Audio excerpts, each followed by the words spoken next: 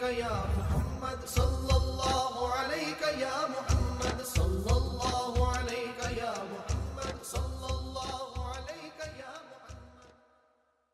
محمد. اب اس کی اجازت بھی ہوتی ہے.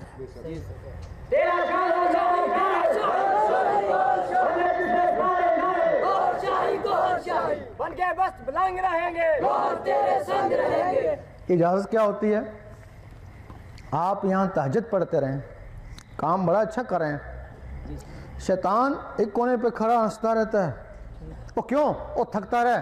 تیرا ہاتھ تو میرے دل میں ہے، میرا ہاتھ تیرے دل میں ہے، جب جی چاہوں گا موڑ دوں گا. اور تمہیں ایک دن بڑی شکایت ہوگی میں بڑا تہجد گزار تھا، کیا ہو گیا میں فرض نماز بھی نہیں پڑھ سکتا. اس شیطان نے دل موڑ دیا نا. جب کوئی شخص اللہ کو دل میں بسانے کی کوشش کرتا ہے، شیطان سوچتا ہے اگر یہ اللہ اس کے دل میں چلا گیا تو یہ تو ساری عمر کے لیے میرے ہاتھوں سے گیا نا.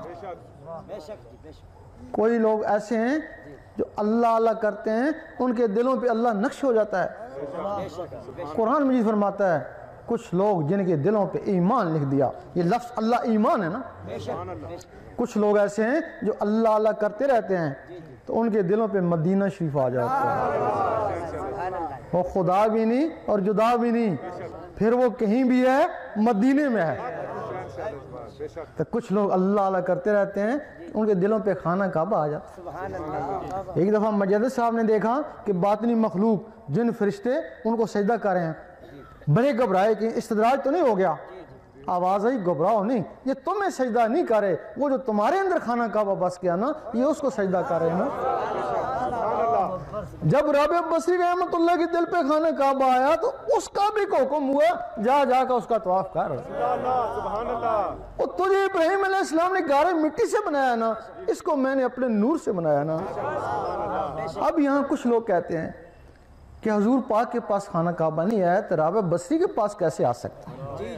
جی حضور سرکار. بھئی حضور پاک تو خانہ کعبے کے کعبہ تھے، وہ تو کعبے کعبہ تھے.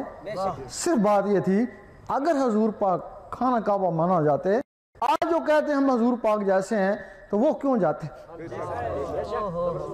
وہ اگر گئے نا تو امت کے لیے گئے نا، اگر میں نہ گیا تو کوئی بھی نہیں جائے گا نا.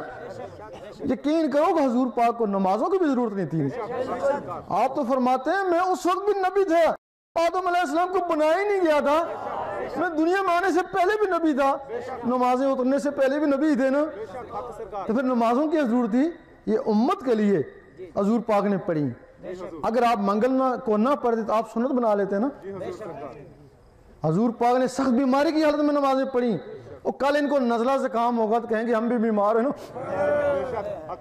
ورنہ ان کو نمازوں کی ضرورت نہیں تھی. وہ تمہارے لیے سارے کام انہوں نے کیے. اب رابع بصری رحمت اللہ کے دل پہ خانہ کعبہ آیا تو پھر بھی ان کو آدھا کلندر بولتے ہیں نا. پھر پورا کلندر کون ہوتا ہے؟ بھئی جس کو کعبہ طواف کرتا ہے وہ بھی آدھا کلندر ہے. تو پھر پورا کلندر کون ہوا؟ اور جس کے دل میں اللہ کا نقشہ آ جاتا ہے تو پھر اس کے دل میں اللہ آ گیا نا. اسی کے لیے پھر حدیث شریف ہے کہ میں اس کے ہاتھ بن جاتا ہوں جس سے وہ پکڑتا ہے، میں اس کی زبان بن جاتا ہوں جس سے وہ بولتا ہے. شیطان کو پتا ہے کہ یہاں تک حضرت انسان پہنچ سکتا ہے، اس کے پاس شیطانی فوج ہے جنات کی، حکم دیتا ہے جا اس کو تباہ کر، برباد کر، کچھ بھی کر، یہ اللہ اس کے اندر نہ جائے. اب تمہارے پاس ایک جن بھی نہیں ہے نا تو تم اس کا مقابلہ کیسے کرو گے؟ جہاں سے اس کی اجازت ہوتی ہے اللہ تعالیٰ ان کو بھی ایک رحمانی فوج دیتا ہے نا. اور شیطانی فوج تم پہ ٹوٹ پڑی اور رحمانی فوج شیطانوں پہ ٹوٹ پڑی نا. اور رحمانی فوج اس وقت تک تمہارا ساتھ دے گی جب تک تمہارے اندر رحمان جاگ نہیں اٹھتے. پھر بندہ نہیں رہے بندہ نواز بن گئے، پھر غریب نہیں رہے غریب نواز بن گئے. اب ہم تمہاری اس وقت تک حفاظت کریں گے، بیعت بھی نہیں کریں گے، نذرانہ بھی نہیں لیں گے، اس وقت تک حفاظت کریں گے جب تک تمہارا اندر جاگ نہیں اٹھتا. تو پھر جب اندر جاگ اٹھے گا تو خود ہی کسی کامل کو ڈھونڈ لے گا نا. ہماری محنت پوری ہو جائے گی نا. اس کے لیے اگر کسی کا کوئی مرشد ہے, ہمیں اس سے بھی مطلب نہیں, مرشد نہیں ہے اس سے بھی مطلب نہیں, مطلب یہ ہے کہ تمہارا اندر چمک اٹھے, تمہاری روح چمک اٹھے, تمہاری روح بیدار ہو جائے, تو پھر بیدار ہوگی تو خود ہی اپنا مسکن ڈھونڈ لے گی.